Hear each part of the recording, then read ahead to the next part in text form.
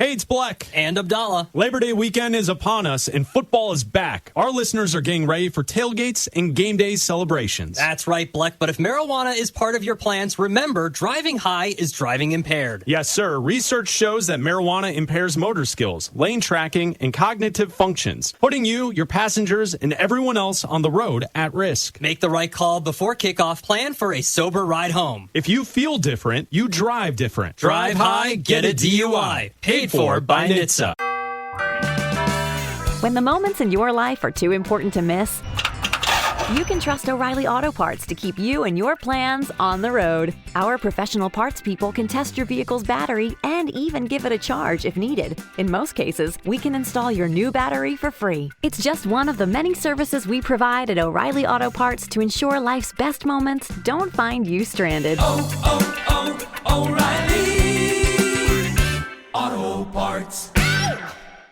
Meet Keith, loving dad, board game champ, bus driving pro. I drive 65,000 miles in my bus each year. If people knew what I know, lives could be saved. Like how there are some things I simply can't see. On my route the other day, a car tried to sneak past me and ends up right in my blind spot. I turned slowly, so accident avoided. But no car should be in the blind spot for a 40,000-pound bus. It's our roads. It's our safety. Visit www.sharetheroadsafely.gov.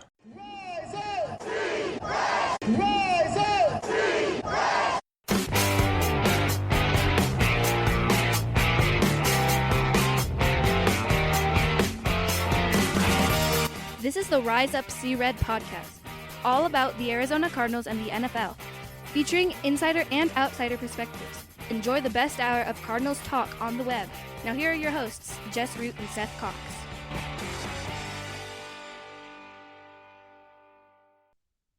Hello, Arizona Cardinals fans, and welcome to the latest edition of the Rise Up See Red podcast, the best hour of Cardinals talk on the web. I'm your host, Jess Root from CardsWire.com, USA Today's NFL Wire site that covers, of course, your Arizona Cardinals. And joining me for episodes 813 is my co-host, Seth Cox from RevengeOfTheBirds.com, SB Nation's Arizona Cardinals site, as we look back at the Cardinals' preseason loss on Saturday, 27-14 to the Dallas Cowboys, and the return of Josh Sweat. We have one more preseason game coming. We'll talk about that in a later show. But Seth, things didn't look nearly as good for the Cardinals in that game against Dallas, but at the same time, I mean, they didn't play any starters. They didn't guys who we know are going to be contributors and rotational guys. They treated this game basically like a third preseason, like a final preseason game. Yeah, and I mean, I think the biggest takeaway was some of the things we talked about in the pregame, right? The first thing being what did the battle for that, 5th/6th receiver spot look like? Simi Fehoko, Reggie Virgil, Amir Smith-Marset, who we didn't even mention, and then Jalen Brooks, all had some flashes. Simi Fehoko obviously had the best day of the group. And then, Bam Knight being part of the crew that didn't get any reps. That's something that I don't think is a surprise now with the Trey Benson news that came about. The reality is they don't have a running back after Tyler Algier for the joint practice, especially. Right. So it's going to be Algier Knight doing the first team offense, basically. Yeah, and so we'll see, how this all lines up, where everything ends up. But right now, I think that's the biggest takeaway from this game is that there's maybe 6 to 8 spots that are up in the air right now, and that's barring injuries that occur. But there's not very many spots left to go. Yeah, good things that we saw from that game. I think, as you mentioned, the running game wasn't the numbers that they had. What they had, I think they finished with 135 yards rushing, but I think 50 or 60 of those came in like the last minute when they were just running out the clock and the Cowboys weren't trying at all. But we got clarity in the running back room that Bam Knight's, he's the guy. Everyone else is pretty much gone. He's the guy in the running back room. And we also got some more clarity, I felt, from the outside linebacker room with the play of Ekuleota, kind of distancing himself from the other players in that room. Yeah, and you look at, some of the snaps that we saw, BJ Ojulari, you mentioned Leotu, Cameron Robertson, those guys all had some flashes in this game. I looked at some of the snaps played with regards to like the cornerback room, right? Keitrell Clark, Elijah Jones, Sean Murphy Bunting was out there a little bit. So like, I don't think with the return of Garrett Williams that there's anything that you're looking at going, oh, these guys are locked in. Now don't get me wrong. I think Sean Murphy Bunting is safe. Yeah, he's got the guarantees in his contract, and assuming, I imagine he'll probably be the starting slot for the first week or two, as Williams gets back up to playing strength. But even still, like of the guys we think are going to be in the roster, he's going to be the backup nickel, Murphy Bunting. And so I think he's got a better shot at being on the roster than, say, Kalen King. And whether they keep 5 or 6 corners is going to be the question. Is after you go Will Johnson, Denzel Burke, Max Melton, Williams, and Murphy Bunting, are they going to add a 6th cornerback, basically giving them a true backup to each of the positions? Yeah, and that's an interesting question, and we'll see how it all kind of plays out here. I think the biggest thing for this one was that there were 2 injuries and neither of them seemed to be of the long-term kind, which is incredibly important for an organization and as I call it, a program that is just can't afford any loss of obviously starters, but also their high-end depth. And Rabbit, Taylor Demerson went down with an injury. It's kind of self-inflicted, unfortunately. We've discussed his play style at his size and why it seems to be not a sustainable thing, and maybe that's just part of why they brought in an Andrew Wingard on top of maybe he's not completely ready type yet. But his injury, seemed to be something minor that should resolve itself by game 1 or at least game 2. And then, of course, Blake Gillikin, right? Like, there can be another debate about this. We can have this debate later. But the fact is he, pulled a groin. He's going to miss a little bit of time over the next couple weeks, but should in theory be ready for the start of the season. Obviously this late in the process, changing out punters is not ideal, right? Like, no, never is. So the fact that those were the 2 kind of, quote unquote injuries sustained in the game, that those are big things to come out of this game, because Jess, let's be honest, you lose 34-13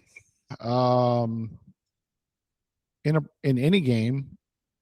It's not ideal, right? No. Well, and let's go on to that, because there's not much other good to talk about. So coming up next on the Res of Sierra podcast, the Best Our Cardinals Talk of the Web, let's talk about the not so good that we saw in that game. That's coming up next on Res of Sierra. Did you know that driving under the influence of marijuana is illegal? Driving high will get you a DUI. And if you're wondering if law enforcement can tell you're driving high, well, everyone else can. Friends? I can tell you drove high. Parents? I can tell when you drive high. Relatives? I can tell. You drove here high, didn't you? So what makes you think law enforcement can't? I can tell. If you feel different, you drive different. Drive high, get a DUI. Paid for by NHTSA. What would you do if your online store converted 36% more shoppers? You could take 36% more vacation. Another pina colada? Yes, please. Open a new retail location with 36% more square feet. Fantastic. Hire 36% more help. You're hired and you're hired. Shopify has the world's best converting checkout, up to 36% better than other e-commerce platforms. What you do with those extra sales is up to you. Switch to Shopify today at shopify.com/listen and get a $1 trial. Shopify.com/listen. Did you know that driving under the influence of marijuana is illegal?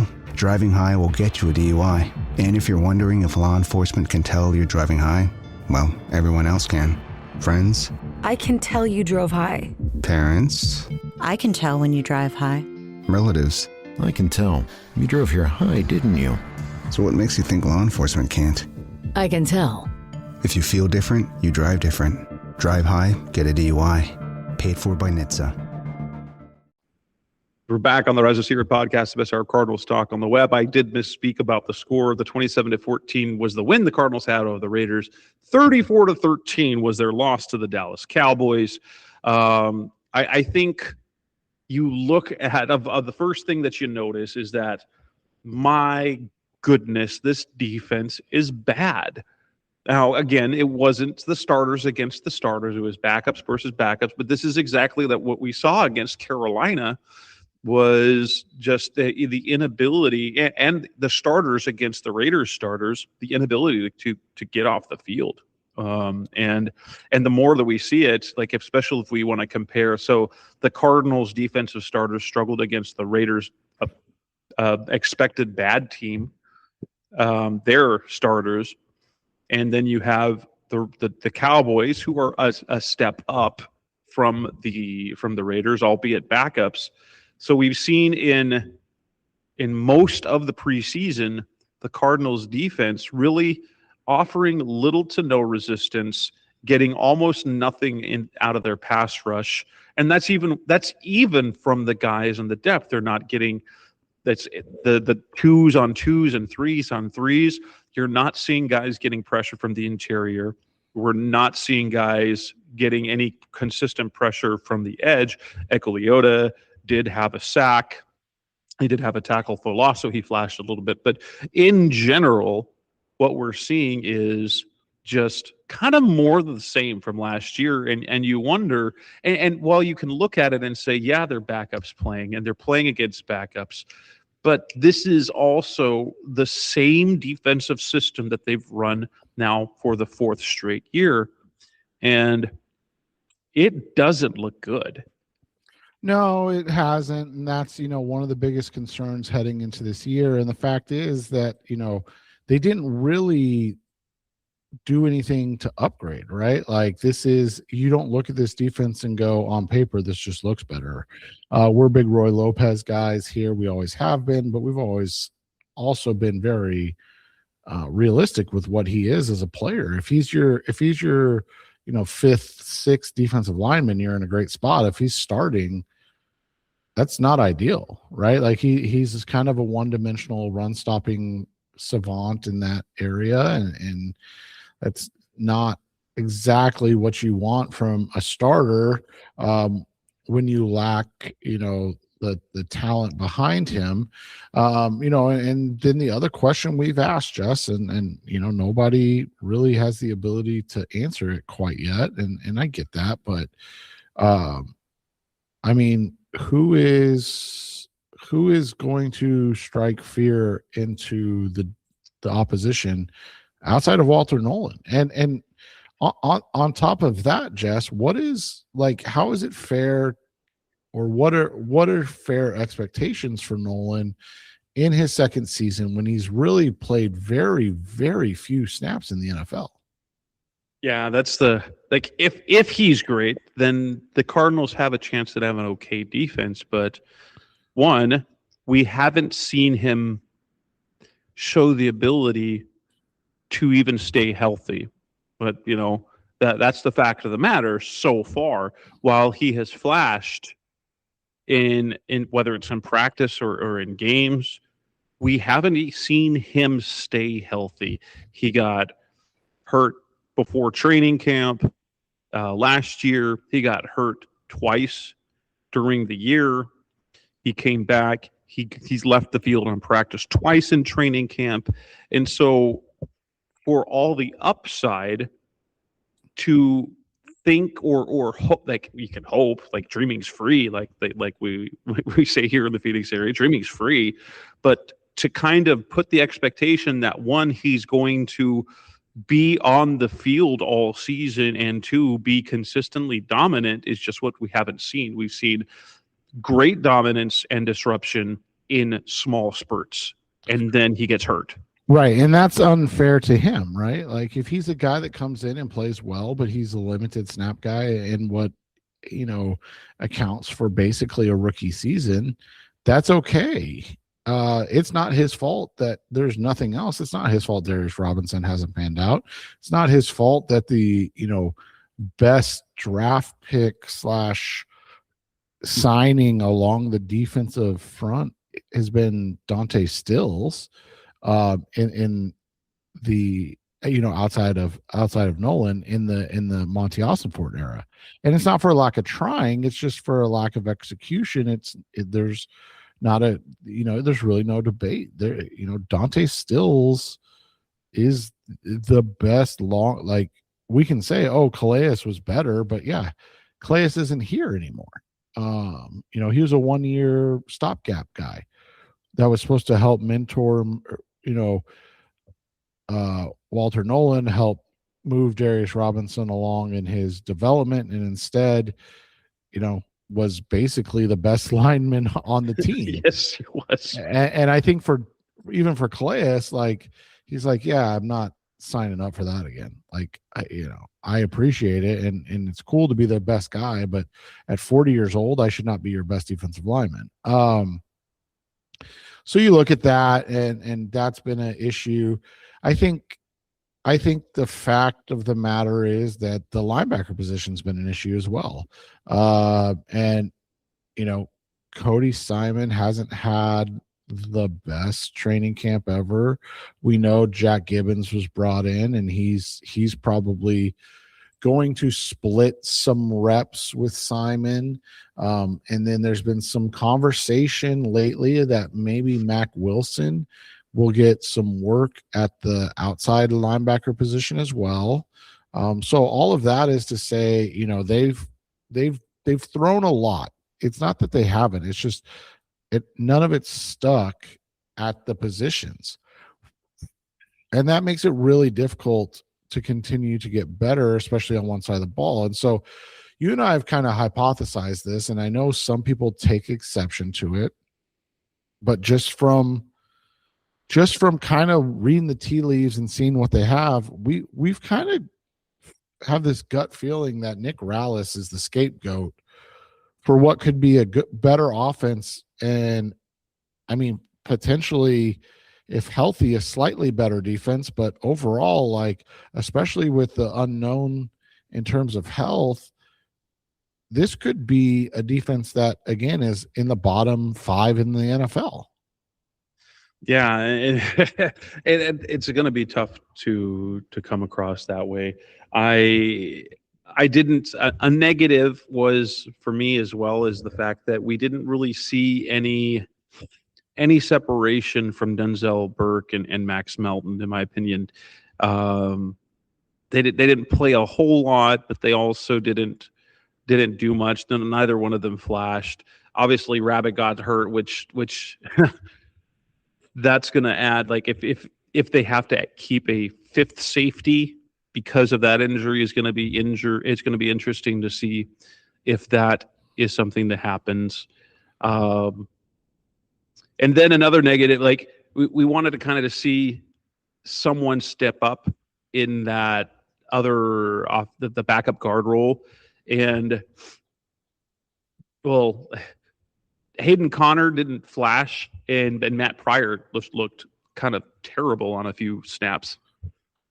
Yeah, and then you come out the next day, or I guess the first practice on Monday this week, and it was, no Isaac Ciamolo, no Isaiah Adams. And that begs the question, are they still in the same kind of conversation that we were having, right? Like, hey, we need to figure out who the next guy up is, because we were, we talked about it. The losing Pasantis is obviously not ideal, especially his rookie season, but it doesn't hurt you from a starting standpoint this year.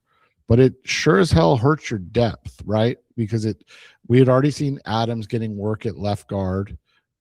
So if something happened to Ciamolo, Adams was going to work in at left guard. Chase Pasantis was just going to, move into that right guard spot. Now the question becomes, well, who's the guy? And you talked about it last week, John Gaines, Hayden Connor, Matt Pryor. Like, how do you go about that? And the fact that Gaines is kind of cemented in, right? But he's like, do you really want him to be the backup guard and center? I get the swing position, but typically that swing position is guard and tackle. You want kind of a dedicated guy to be that backup center, so you know who you can lean on and who's going in those instances. Because if they put Gaines in and then Froholt goes down, now it's like, do you have a swing guard tackle? And that puts pressure on you to keep a guy like Matt Pryor, who again did not look good in this game, instead of keeping a Josh Fryer type, right? Yeah, those decisions are all going to be really interesting to watch. The one last thing I wanted to point out that was negative, and I've seen some people kind of gloss over this, and it's interesting to me.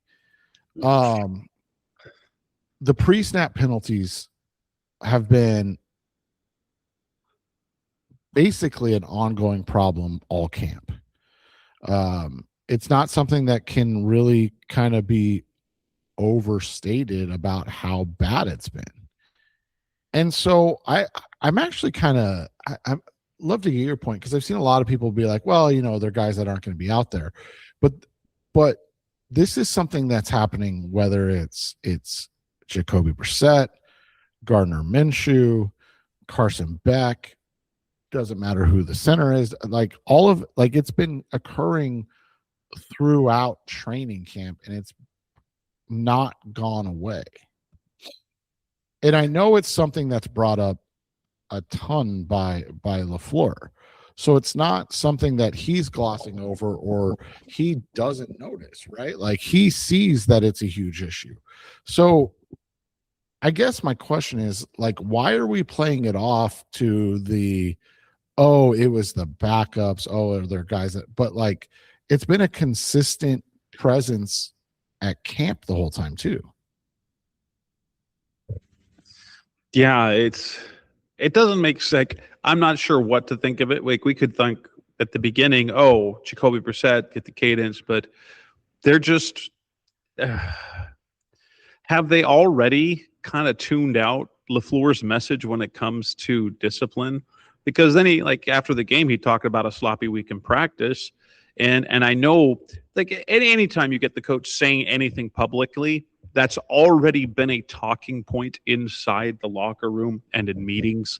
And so leading up to that game, I'm sure he discussed how sloppy practice was. And as a result, look at what happened in the game. We had all these penalties. You have not only pre-snap penalties, you had 2 penalties taking touchdowns off the board. Rip Rivaldo Fairweather in that case. He got called for holding and then offensive pass interference in that same drive. And then when they were about to sneak it in, they had another penalty. Oh my gosh. They're just, I don't know. Like, what can we do with this team if they're neither disciplined nor good? Well, and that's one of the questions I have is, like, is this just the end of and I know it's not training camp anymore, right? It's practice, but like end of training camp lulls of like, hey, we need to get to playing. But it's like at the same time too, it's different if you're a program that's been successful consistently, right? Like if you are the Chiefs and you're having these issues, you can say to the fans or the media, like, hey, you know, we had a 6-11 season last year, but we lost Patrick. It was definitely the worst season of this era. But you know, that's the first time that's happened in this era, right? Like we're consistently in AFC championship games, playing for Super Bowls. Like it's okay. Whereas if you're the Cardinals, you're coming off a 3-win season and you're playing sloppy, undisciplined for a new voice already. Like that's slightly concerning. And obviously we'll see how it plays out over, the joint practices in Green Bay. We'll see how it plays out as things get into the regular season. And maybe it's just, like I said, maybe it is just camp, the lull of camp, right? And it's like, everything worked out. It's no big deal. But the fact that, like you said, it's something that now is being discussed publicly from the coach means that it had been an issue throughout, whether it was all of camp or just the last couple of weeks of camp. And he's becoming frustrated with how it looks. And so he's, openly voicing his displeasure now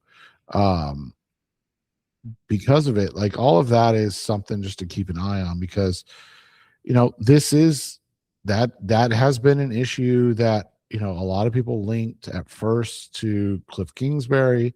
And then it was like, oh, it's going to get fixed now that Jonathan Gannon's in, and it did get fixed for a little bit. And then it didn't, right? Like, and so, and now you have LaFleur. And so again, is it a program issue more than anything else? And that's the concern, because at some point it's more than just the coach, right? It's the organization, it's all of that. And so if your new coach is not even, 8 months into the job and he's already lamenting the fact that there's sloppy, lazy, undisciplined play at camp, you're like, okay, this is something to keep an eye on.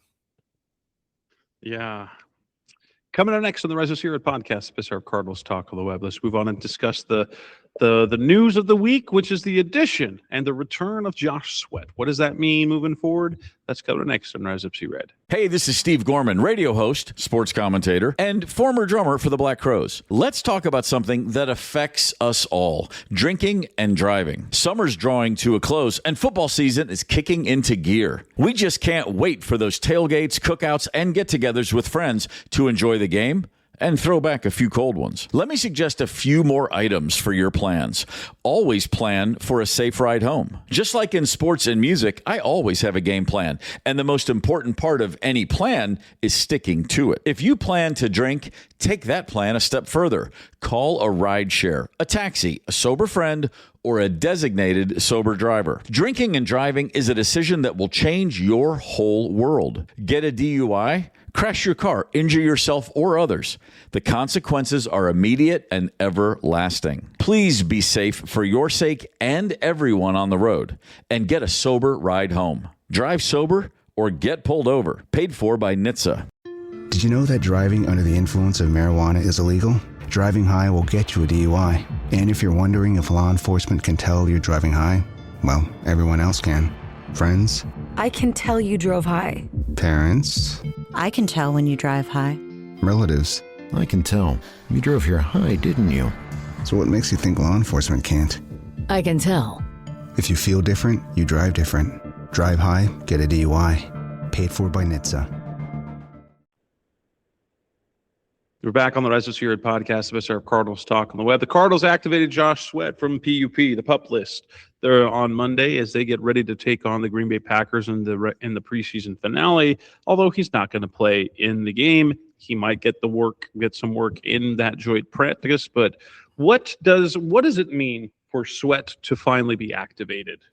That the Green Bay Packers are interested in trading for him. I mean, let's be honest, man. Like, where has he been? What's been happening?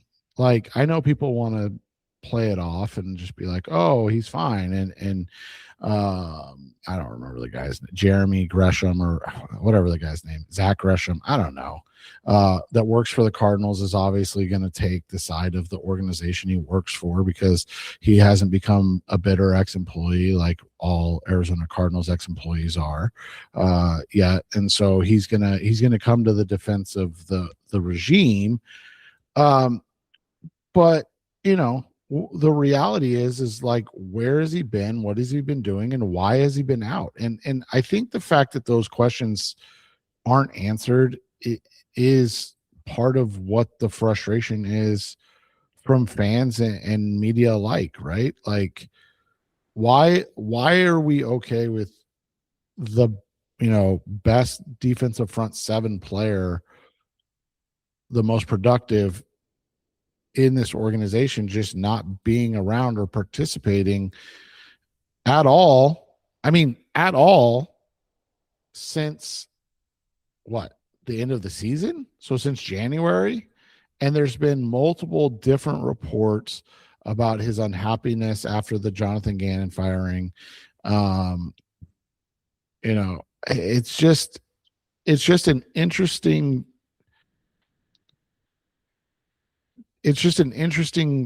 way of going about things as an organization that, we're going to be open and honest now, and we're going to talk about things more clearly. And then, over the last week, it's become, it's really just a slightly more rosy version of what we've had over the last couple of years, right? So with the Sweat thing, for me, there are two kind of major things that I worry about. And one is if in fact, I hadn't realized, the first thing that I noticed when Sweat came back to practice on Monday was the fact that he had a knee brace on. And that was quickly downplayed because he's worn it before, not something I'd noticed before. But if we're talking about a knee injury, Michael LaFleur talked about this thing at the very beginning of training camp a month ago as something maintenance related. And it took him a month to be ready for practice. So to me, that spells, as a 29-year-old who has a degenerative knee issue, he's got a knee issue we now have to manage, and his production, we'll see how that goes. So it's either that. So if we're taking everything at face value, this minor knee maintenance thing about getting him ready, at all. So the offseason, didn't practice at all offseason is, he's got a bulky knee. And that's not good. But the other one is, if his knee really isn't that bad, then this was a case of, as we kind of suspected, of appeasing an unhappy Sweat, where he didn't want to practice. He didn't want to worry about training camp. He didn't want to go through all of that. And so the coaching staff said, okay, we'll activate you. We'll get 2 weeks of practice in before the regular season and kind of go from there. Neither one of those is a good scenario, honestly. No, it's not. And the conspiracy theorists are going to have a field day with the fact that, he's finally going to be active when they're practicing in front of Jonathan Gannon. And there still is, those out there that believe that, he's looking to move on from the Cardinals. And so we'll see how all of this plays out over the next couple of weeks, because I do think it's odd that there's just been this, I don't know, almost like pushback of like, you can't question it because it's a new regime, instead of just being like, yeah, we don't want to give you guys the answers to Jeremiah Love has a high ankle sprain. Right? Like that, and that's fine. That's their prerogative. They don't have to. Like, but when you're directly asked it, and then you avoid answering it, then only have it 45 minutes later come out from a national reporter. Right. What are we doing? What are we doing? Right. Like, just answer the local guys and let the local guys be the guys that say, hey, Jeremiah Love's got it. And by the way, Jess and I aren't even there anymore. Like, it is what it is. But guys like Teo Mackey and Donnie Druin and those guys, if they're asking pertinent questions that are not outside of the scope, like what are we doing being so subversive still? Right. Like, if his week 1 is in doubt, why not say that? If you and you can always spin it. Well, we wanted him to get the work in that preseason game, but it backfired. So, well, that's football. That's football. It is just weird how that, but like the sweat especially. And how would you take it after this entire offseason when the message has been there? It's been from Monty Ossenfort. It's been about Mike LaFleur talking about how engaged, how good Sweat has been in the building. Ian Rappaport coming out, being the mouthpiece for the organization, saying we're not trading him. But then they do trade him. How would you take that? I would just take it as they don't really have any idea, or like, I think they've miscalculated a lot of things. I think the extension of Yelda Froholt was a good thing and kind of put them back in a slightly better light. But like, the reality is they misplayed and miscalculated the Jacoby Brissett thing. They didn't get anything done with Michael Wilson. We've talked about the positive and the negative side of that. They seem to be very reactive instead of proactive in most of what they're doing. And that's playing out. And now it's playing out with Love. And if the reality is he's a guy that doesn't want to be here, then my whole thing is like, I get the fact that you're a better team when he's on the roster. Like, there's no ifs, ands, or buts about that, right? But that being said, if a guy doesn't want to be part of the program, then what are we doing holding him hostage, right? Like, get him out, get guys in here that want to be here, create a place where people want to be Yelda Froholt, right? And do that. And I think the reality of the situation has become that we're not seeing that consistently happen. And then things like this are happening, and it makes the organization as a whole not look great, right? No, I mean, and especially like if they end up trading him and they've known of his unhappiness this entire offseason and they didn't trade him when they could, they did absolutely nothing to upgrade the position or even fortify the position. And so then you're left with like, what were they doing? We've known that the pass rush has been perhaps their greatest deficiency outside of Josh Sweat. They did nothing to address it. And then they just go and trade him before the season. So they're left with nothing. And then this questionable defense is markedly worse without him. Yeah. And so like that, those are all questions that have to be answered. And I just don't know where the answers to that are. Yeah. And I guess we'll find out later this week. We'll find out close to the season if there are any moves or if he's going to be out there week 1. But that'll wrap up this edition of the Rise of Secret podcast, the best of Cardinals talk on the web. We have one more preseason game. We'll talk preseason. We'll talk about what we want to see in that game against the Packers coming up. We'll make some roster projections as well. But until then, that's Seth Cox. I'm Jess Root. Thanks for listening as always. We'll be back again soon. Hey, it's Black. And Abdallah. It's that time of year, Labor Day weekend, and football is finally back. My favorite time of year, Black. Tailgates are firing up, grills are hot, and fans are getting ready to celebrate. And that's what makes it so great. But if you're throwing back a few beers before or after the game, don't make the mistake of thinking you're okay to drive home. That's right. Every day, about 32 people in the United States die in drunk driving crashes. That's one person every 44 minutes. Those numbers are tough to ignore. We want everyone enjoying football season, not becoming a part of a statistic. Just like every good team has a game plan, you need one too. If you're drinking, plan ahead for a safe ride home. Choose a designated driver, call a rideshare, ask a sober friend for a ride. Because one bad decision off the field can have far-reaching consequences. So enjoy the football, enjoy the tailgate, but keep in mind, law enforcement is out there calling penalties for real. If you've been drinking, be our MVP and don't get behind the wheel. Drive sober or get pulled over. Paid for by NHTSA. Did you know that driving under the influence of marijuana is illegal? Driving high will get you a DUI. And if you're wondering if law enforcement can tell you're driving high, well, everyone else can. Friends? I can tell you drove high. Parents? I can tell when you drive high. Relatives? I can tell. You drove here high, didn't you? So what makes you think law enforcement can't? I can tell. If you feel different, you drive different. Drive high, get a DUI. Paid for by NHTSA.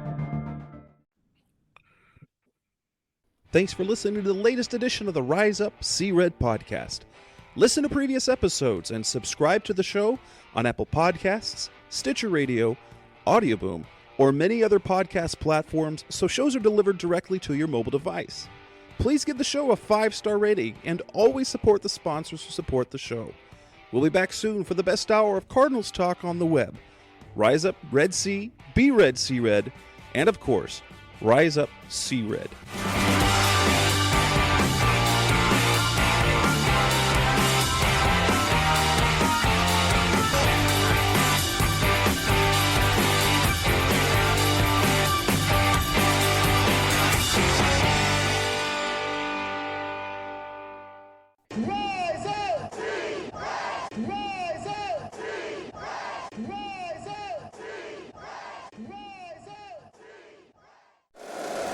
If you like the show, please take a moment to rate, review, and subscribe. It really does help the show to grow. Thank you for listening.